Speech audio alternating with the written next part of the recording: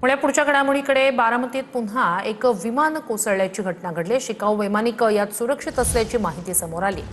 तर बारामतीच्या गोजुबावी या परिसरात पुन्हा एकदा एक विमान कोसळल्याची माहिती समोर आली। शिकाऊ वैमानिक होता यात, तो सुरक्षित आहे अशी माहिती समोर येते।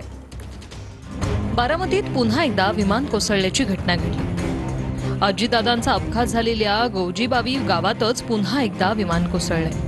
बारामतीत रेडबर्ड कंपनीचं शिकाऊ विमान पडलं। दरम्यान पायलट सुरक्षित असल्याची माहिती। शेतातील खांबाला विमान धडकून खाली कोसळल्याचं प्रत्यक्षदर्शींचं म्हणणं आहे।